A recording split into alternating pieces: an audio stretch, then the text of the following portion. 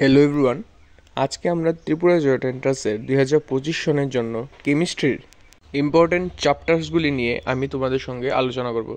Important chapters কী কী আছে, কী কী topic তোমরা পড়বে ত্রিপুরা জয়েন্ট এন্ট্রান্সের জন্য, যা মাত্র তোমাদের এখন 1 মাসের মতো সময় আছে।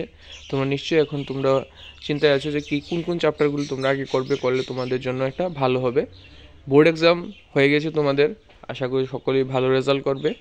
আর এখন তোমাদের নেক্সট টার্গেট তোমাদের হচ্ছে ত্রিপুরা জয়েন্ট এন্ট্রান্স।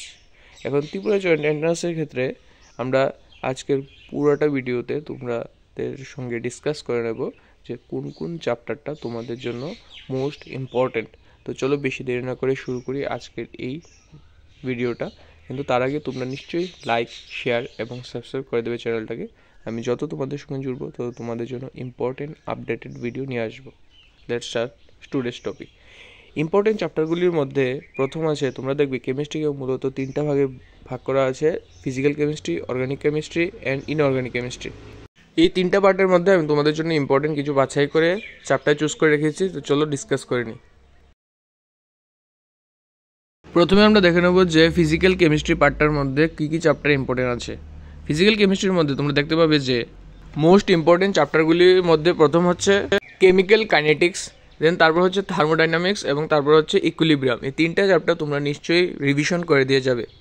থার্মোডাইনামিক্স থেকে তোমরা দেখবে যে গ্রাফগুলি যেগুলি আছে সেগুলি দেখবে। ইকুইলিব্রিয়াম থেকে যে রিঅ্যাকশন পার্টগুলি আছে সেগুলি তোমরা দেখতে হবে, মোস্ট ইম্পর্টেন্ট এগুলি। এখন আমরা যাব অর্গানিক কেমিস্ট্রির দিকে। অর্গানিক কেমিস্ট্রির মোস্ট ইম্পর্টেন্ট টপিকসগুলির মধ্যে একটি হলো হাইড্রোকার্বন। এখানে হাইড্রোকার্বনের মধ্যে তোমরা কী কী পড়বে? তোমরা পড়বে অ্যালকিন, অ্যালকাইন এবং তোমাদের পড়বে অ্যারোমেটিক হাইড্রোকার্বন। এই 4টা টপিক হাইড্রোকার্বনের ক্ষেত্রে মোস্ট ইম্পর্টেন্ট। নেক্সট হচ্ছে তোমাদের আইসোমারিজম। অর্গানিক কেমিস্ট্রির ক্ষেত্রে আইসোমারিজমের ক্ষেত্রে কাইরাল কম্পাউন্ডস এবং অপটিক্যাল আইসোমারিজম হলো মোস্ট ইম্পর্টেন্ট টপিকস। সেগুলি নিশ্চয়ই তোমরা মিস করবে না, তোমরা পড়ে যাবে। এখন আমরা চলে যাব ইনঅর্গানিক কেমিস্ট্রির ক্ষেত্রে, দেখবো আমরা সেটাতে কি কি ইম্পর্টেন্ট টপিকস আছে। তো চলো দেখি। ফার্স্ট হলো কেমিক্যাল বন্ডিং। কেমিক্যাল বন্ডিংয়ের মধ্যে তোমরা হাইব্রিডাইজেশন পড়বে, ভেসফার থিওরি যেটা আছে সেটা পড়বে।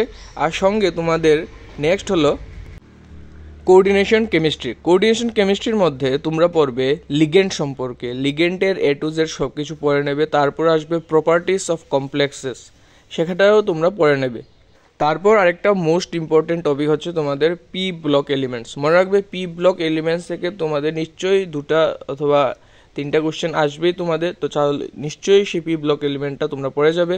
গ্রুপ 15 থেকে গ্রুপ 18-এর যে এলিমেন্টগুলি আছে সেগুলি নিয়ে পি ব্লকটা তৈরি হয়েছে, সেগুলি প্রপার্টিস তোমরা ফিগারেশন সবগুলি দেখে যাবে।